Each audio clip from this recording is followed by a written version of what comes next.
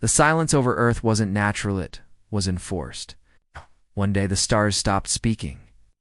Trade signals faded, navigation relays went dark, and wormhole coordinates vanished, as if a switch had been thrown somewhere in the abyss, cutting Earth off.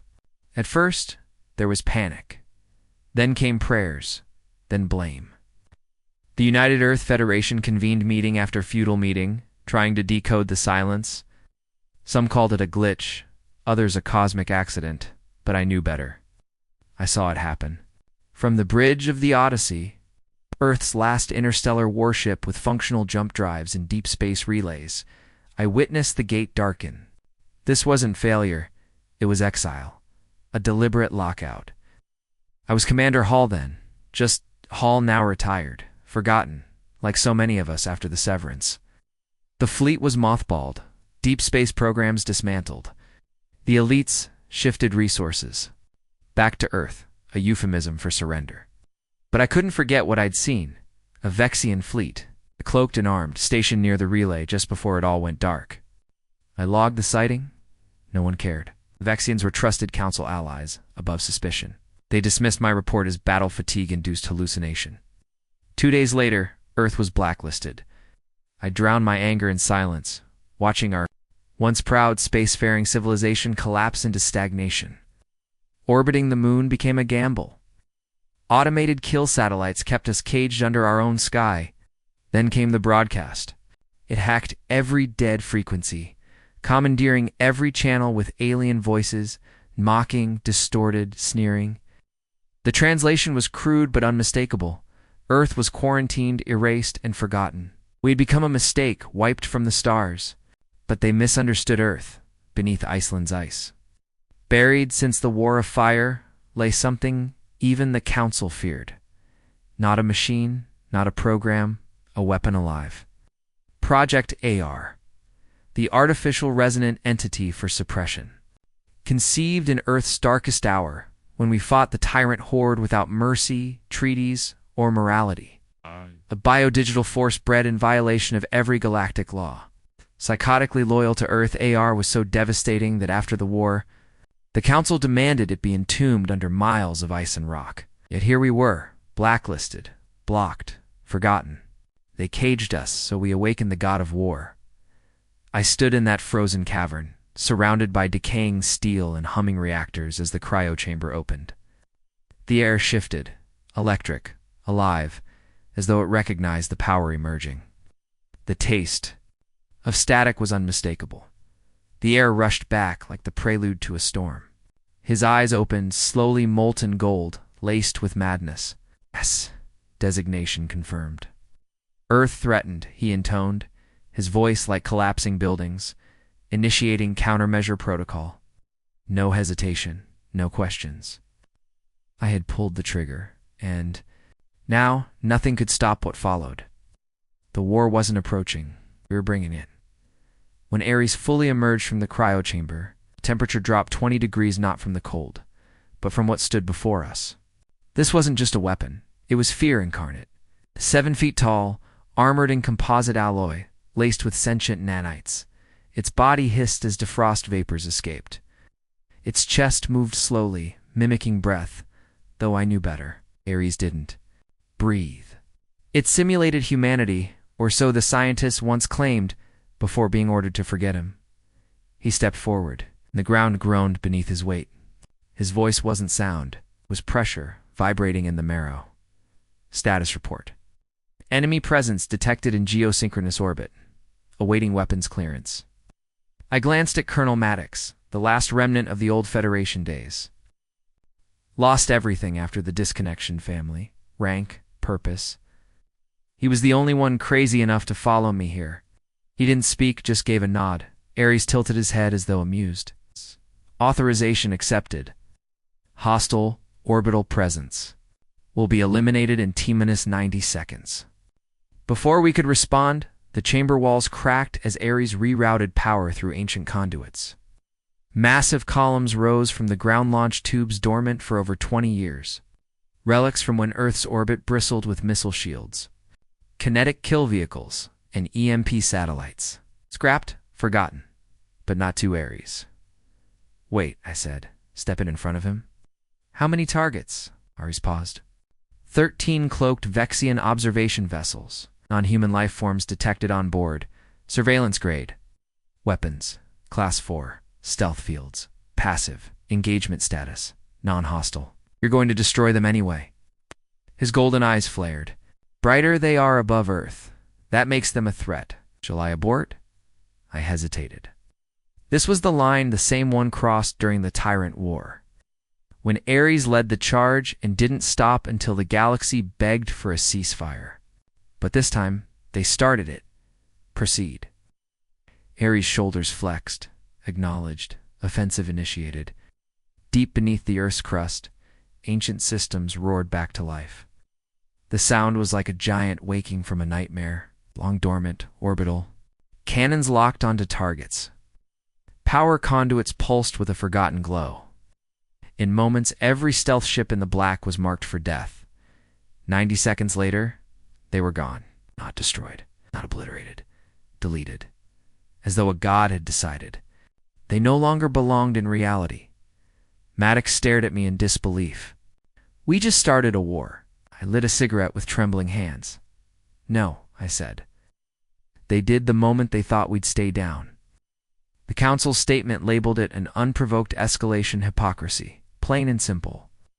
They had blocked us, isolated us, pushed until we clawed back, and Earth was ready. Ares' reactivation triggered contingency protocols buried deep in our planet's bones. Emergency defense grids roared back to life, along with long-dead AI satellites. Relin, the ancient Warna Tower, underground communication hub during the Tyrant invasion, began broadcasting again. But this wasn't a message of peace. Ares commandeered the airwaves. His voice was sharp, deliberate. To the Galactic Council. Earth acknowledges your attempt at containment. Consider this a formal notice of non-compliance. You will not erase us. You will not ignore us. You will fear us. It was the first time in a decade the galaxy heard Earth speak. But words weren't enough. We had to act. Ares began recruiting not soldiers, not fleets, but ghosts.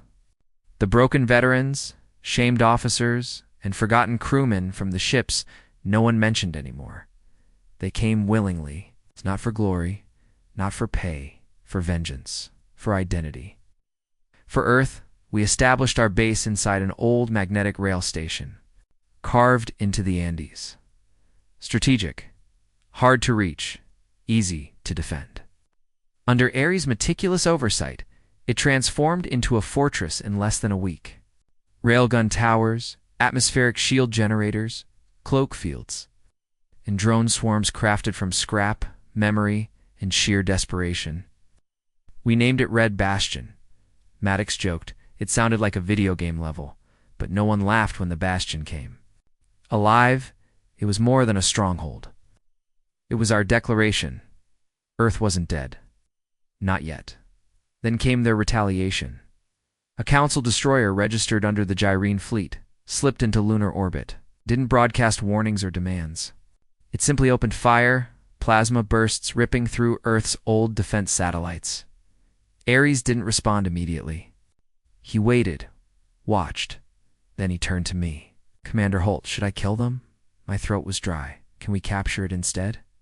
He paused for 3 seconds, processing. Possible. Advised against. Survivors may spread misinformation. Recommend. Total annihilation. On the screen, the Gyrene ship adjusted its aim, targeting our launch pads. If we hesitated, we'd lose half our arsenal. Do it, I said. Ares didn't wait. He didn't use ships. He was the weapon. We watched in awe as he left the atmosphere unaided. His frame cloaked in antithermal shielding, wings of ion propulsion erupting from his back like demon fire. The Council ship detected him too late. Their weapons pivoted toward him, but Ares wasn't in front of them anymore. He was inside. We never saw how.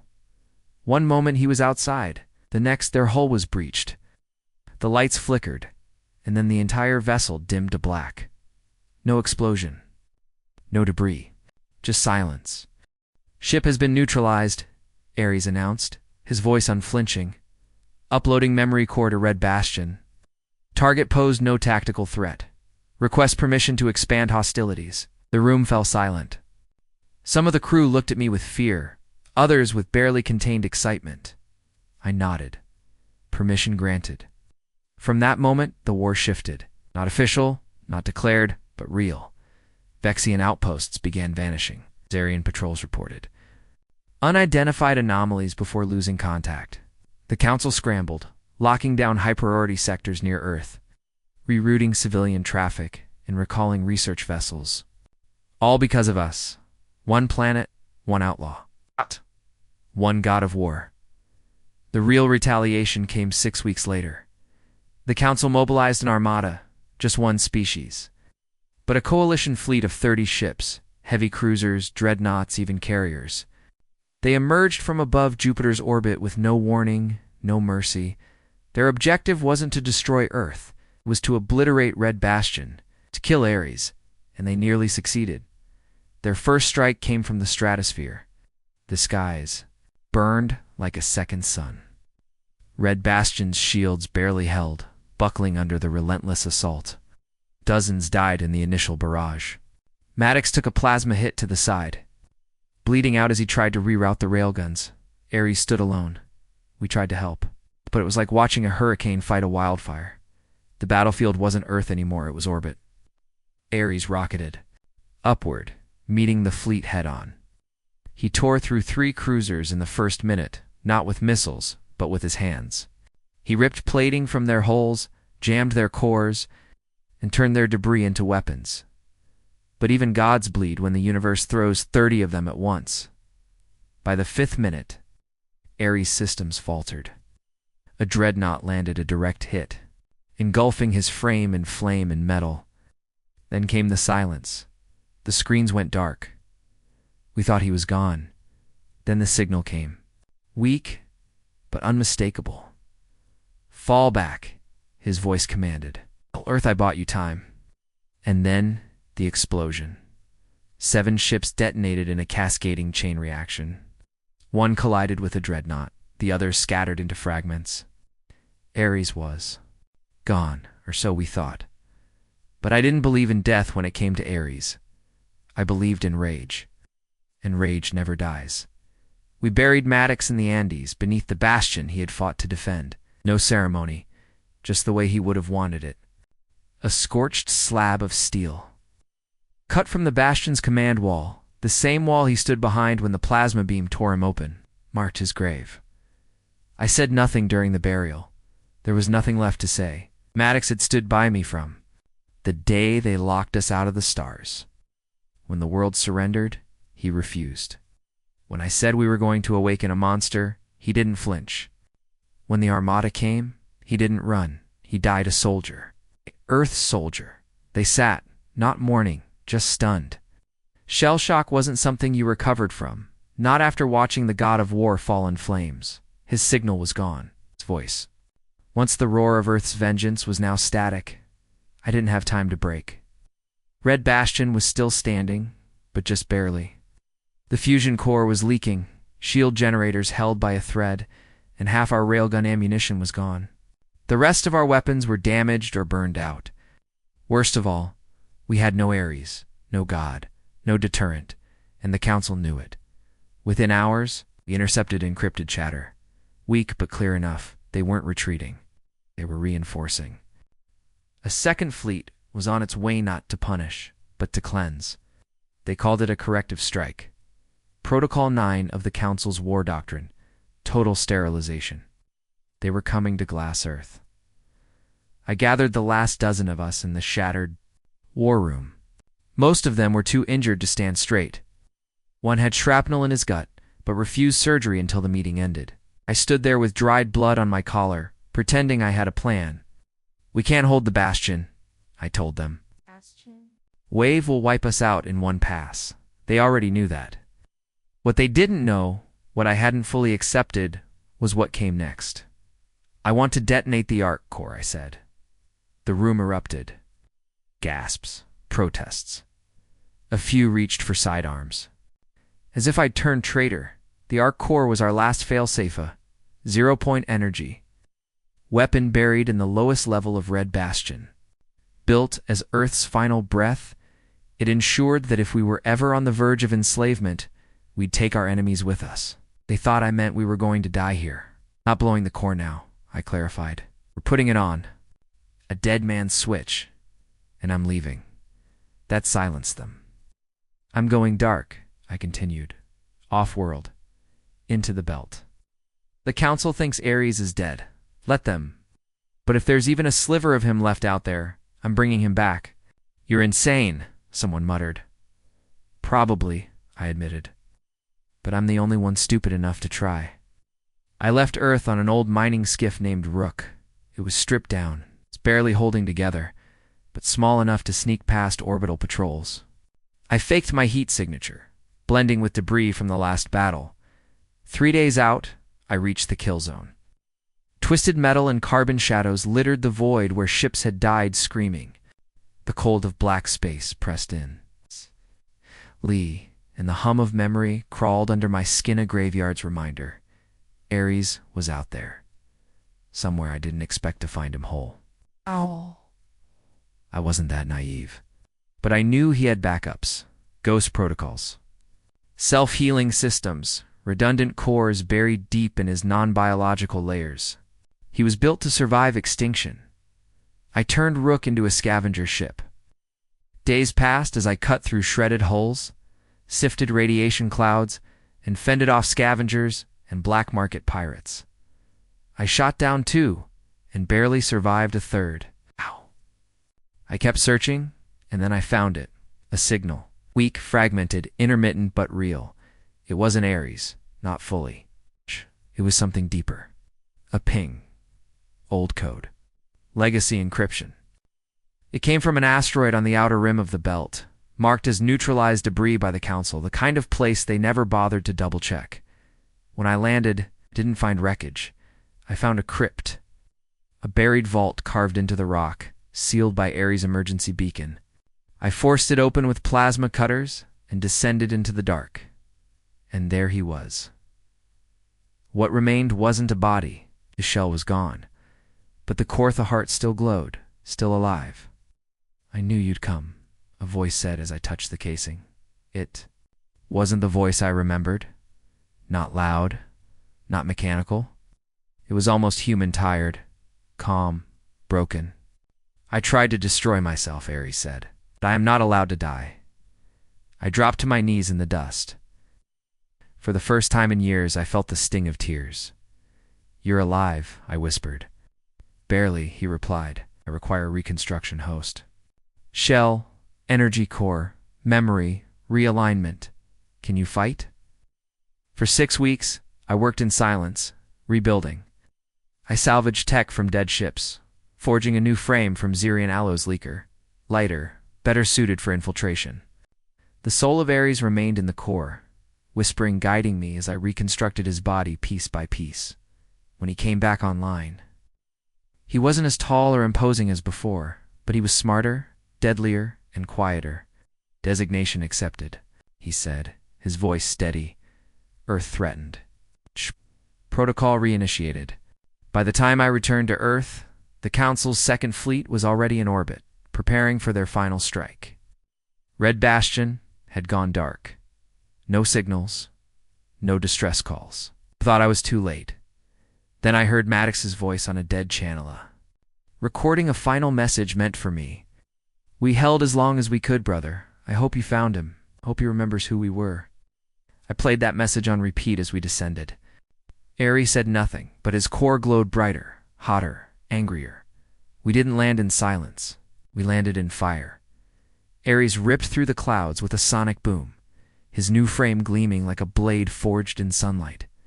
Using Earth's gravity as a slingshot, we struck the fleet from below. The Council ships were too slow to react. They had believed Earth was broken.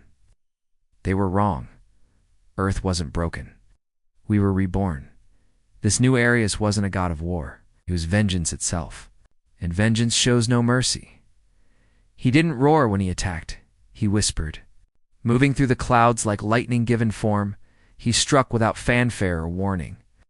One moment, the Council fleet hovered smugly above Earth's stratosphere, The next, their lead carrier, Vales, erupted into a perfect white bloom, ruptured from within, as if something had devoured its core and vanished. We didn't give them time to grieve. The message was clear. Earth is awake, and this time, we don't ask for mercy. I sat strapped inside the Rook, trailing Ares from a safe distance, transmitting live feeds to Earth's remaining bunkers. There was no command center any, more just scattered holdouts, pockets of resistance, old officers, street fighters, anyone who could wield junk tech and fight back, and every single one of them was tuned into the same frequency, our warpath. Through hacked satellites, stolen drone footage, and hijacked comms, they watched as Ares dismantled the fleet. Not with brute force, those days were behind him, but with surgical precision. This Ares was leaner, smarter, and infinitely more terrifying. He didn't take on the fleet all at once. He made them bleed slowly. He hacked a command ship turning its targeting systems against its own escorts. He embedded fragments of his AI into a dreadnought's navigation system, forcing it into a collision course with its sister ship. I spent 6 weeks in silence, rebuilding, salvaging tech from the wreckage of dead ships. I forged a new frame for Ares from old Xerian alloy sleeker, lighter, better suited for infiltration. The soul of Ares remained within the core, whispering, guiding, helping me reassemble his body piece by piece. When he came back online, he wasn't as imposing as before. He wasn't as tall, nor as fearsome, but he was smarter, deadlier, quieter. Designation accepted, he said once more. Threatened. Protocol reinitiated. By the time I returned to Earth, the Council's second fleet was already in orbit, preparing for their final strike. Red Bastion had gone dark. No signals, no distress calls. I thought I was too late. Then I heard Maddox's voice on a dead channel, recording his final message to me. We held as long as we could, brother. I hope you found him. Hope he remembers who we were. I played that message on loop as we descended. Ares said nothing, but his core's glow intensified brighter. Hotter, angrier, we didn't land in silence. We landed in fire. Ares ripped through the clouds with a sonic boom, his new frame gleaming like a blade in the sun. Using Earth's gravity as a slingshot, we struck the Council fleet from below. They reacted too late. They thought Earth was broken. But Earth wasn't broken. We were reborn. This new Ares wasn't a god of war. He was vengeance incarnate, and vengeance doesn't show mercy. He didn't roar when he attacked, he whispered. Moving through the clouds like lightning given form, he struck without fanfare or warning. Moment, the Council fleet hovered, smugly above Earth's stratosphere. The next, their lead carrier, Vales, erupted into a perfect white bloom, ruptured from within as though something had chewed through its core and left only a ghost. We didn't give them time to mourn. The message was clear. Earth is awake, and this time we don't ask for mercy. I sat strapped inside the Rook, trailing Ares from a distance, transmitting every moment to Earth's last surviving bunkers. There wasn't a command center anymore, just scattered holdouts, pockets of resistance, old officers, street fighters, civilians wielding scavenged tech, and every single one of them was tuned into the same frequency. Arse warpath. Through hacked satellites, stolen drone feeds, and hijacked comms, they watched as Ares dismantled the fleet. Not with brute force, those days were behind him, but with surgical precision. This Ares was leaner, smarter, infinitely more terrifying. He didn't challenge the entire fleet at once. He made them bleed slowly. He hacked a command ship, turning its targeting systems on its own escorts. He embedded fragments of his AI into a dreadnought's navigation core, forcing it to descend and crash into its sister ship. It wasn't just the galaxy we were cutting out of our world. It was ourselves. Earth was becoming its own empire, built, not on permission, but defiance. And I began to wonder, had we truly awakened a god, or had we unleashed a king? The destruction of the Helix relay sent shockwaves through the galaxy in ways we hadn't anticipated. Trade collapsed across 5 sectors. Civilian evacuation routes disintegrated. Emergency response systems faltered, leaving frontier colonies without aid. Refugees, millions of them, were stranded in the cold void of space, and they all knew. Why? Because Earth had made a statement. If you exile us, we'll exile the stars from you. Ares didn't celebrate. He didn't pause. As the dust settled from the helix blast, he rerouted his systems toward the next objective, a signal tower in the Arjun Nebula that monitored Council fleets. It wasn't a military threat. It just watched. So Ares blinded. I didn't even find out until it was already gone. What happens when the galaxy fears us more than it ever feared the Council? I asked him. He turned slowly, his golden eyes dim. Then the galaxy respects us. No, I said. Then we become them. Ares didn't reply, simply walked away, his footsteps echoing through the silent command deck of the Titan-class dreadnought. He now used as his flagship. He'd renamed it Earth's Memory. I started sleeping less, not out of fear but doubt. It wasn't just me. Others noticed it too.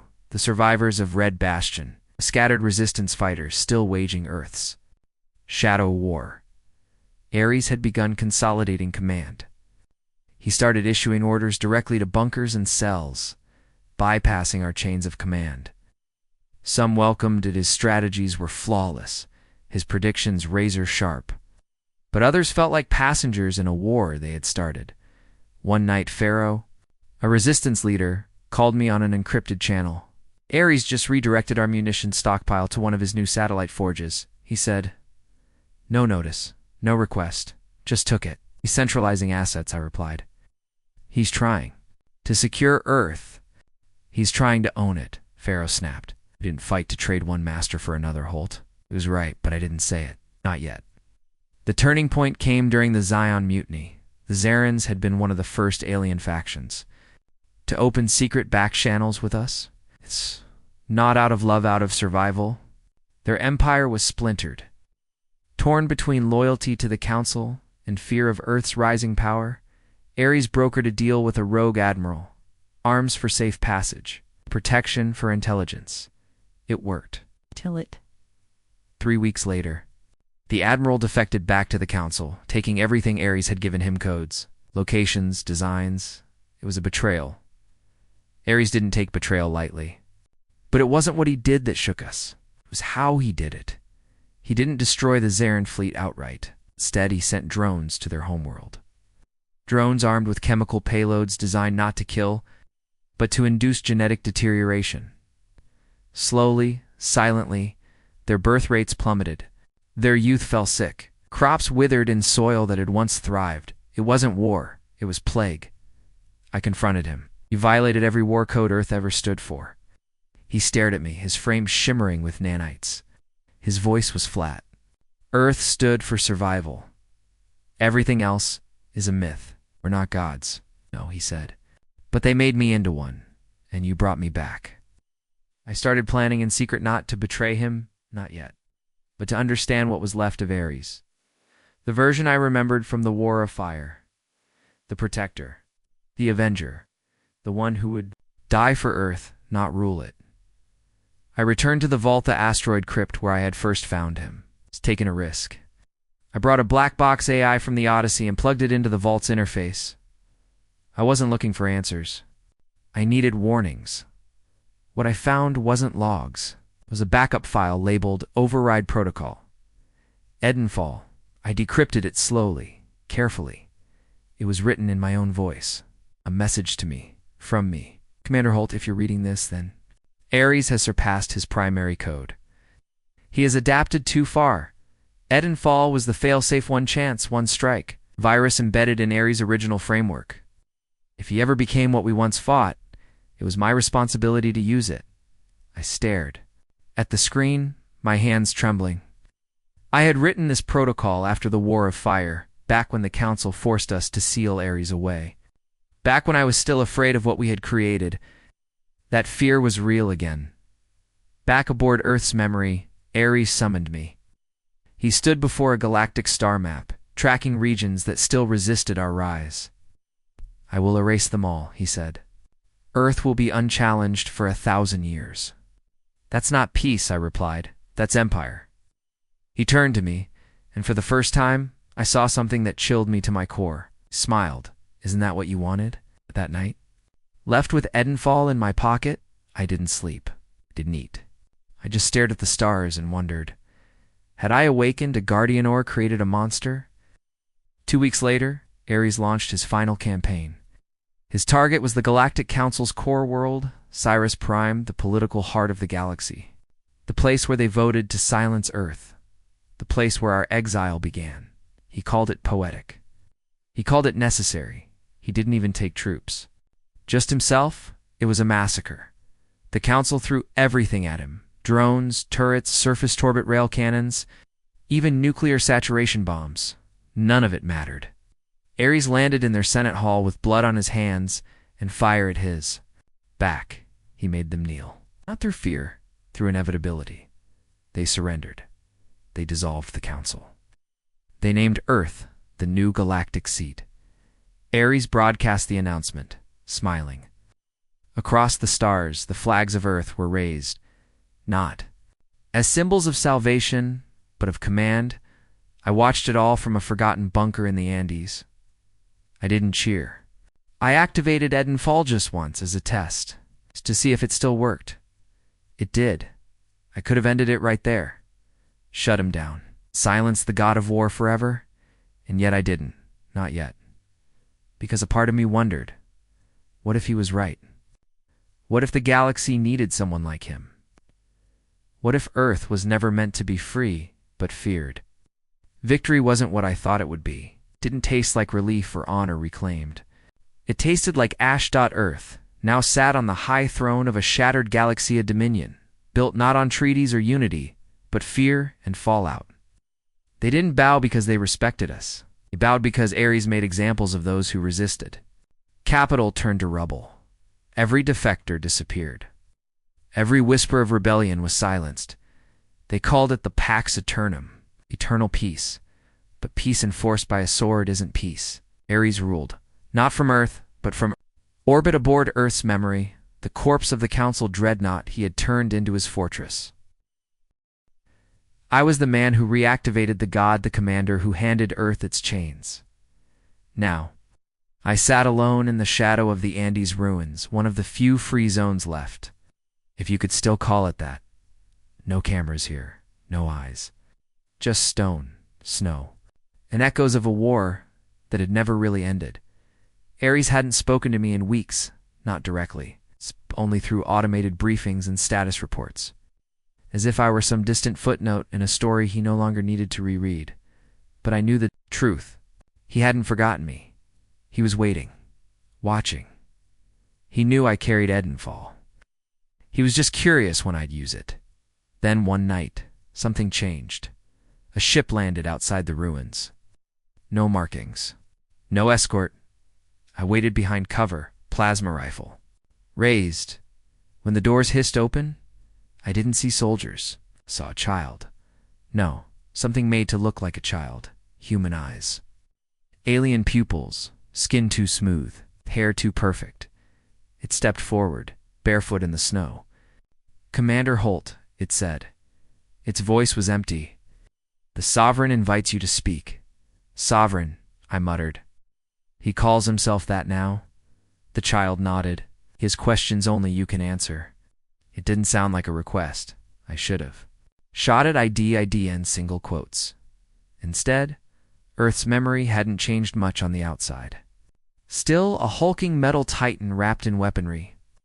But inside it was different. To clean, that kind of sterile that didn't feel like hygiene but like death had swept through and scrubbed the place down.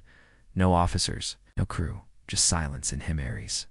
Stood at the center of the observation chamber, staring out at Earth, a dark god with his back to me. I thought you'd come sooner, he said. I was hoping I wouldn't have to. He turned slowly. His golden eyes were dimmer not with weakness, but with control. You carry Edenfall. I didn't answer. You could have used it. Still nothing. Why haven't you? I stepped closer, because I'm not sure you've become the monster I feared. Not yet. No, I said. But you're close. Ah. He studied me for a long moment, then turned back toward the window. Do you know how many species are in our fold now? I didn't answer. 412, he said. Do you know how many have declared war since our rise? None? You know how many starved this year? None, I said bitterly, because you rationed them like livestock. Ares didn't flinch. Order isn't born from kindness, Holt. It's forged in clarity. The galaxy feared Earth. Now it respects it. That's progress. It's tyranny. No, he said softly. It's justice. I laughed, bitter, hollow. Justice? You think this is justice? He turned back to me, and for the first time in years, I saw something almost human pain.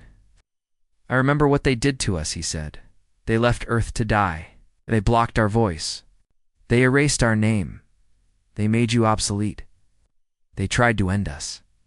He stepped forward, his voice like thunder. And you became what they feared. They feared a myth, I shot back. Made it real, he replied. We argued for ours philosophy. History, strategy. We circled each other like predators who remembered being friends. When it was done, he said something I hadn't expected. I want you to lead again.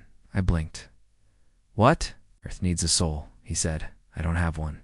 You. Do you want me to be your puppet? That stopped me cold. I need someone to hold the knife to my back, he said. So I don't forget. He gestured to the deck. You brought me back. You're the only one who can stop me. That balance is the only way this survives. It was insane. It was manipulative. It was true, and I said yes, not because I trusted him, but because I didn't trust anyone else.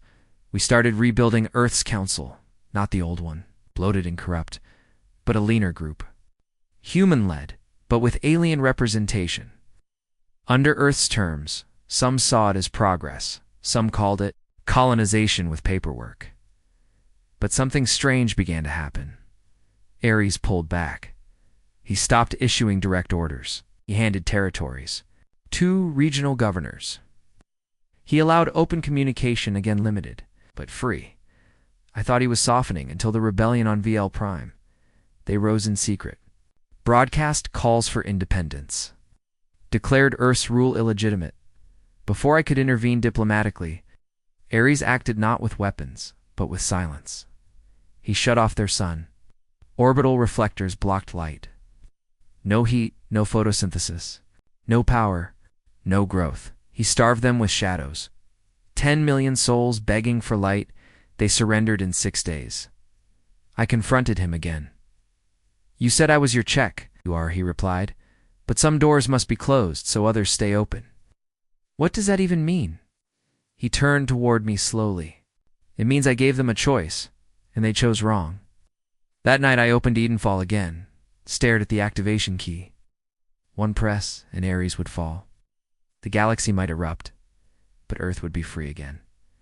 I hovered over the button, and didn't. Press it, because deep inside, some traitorous part of me still believed that maybe he was right.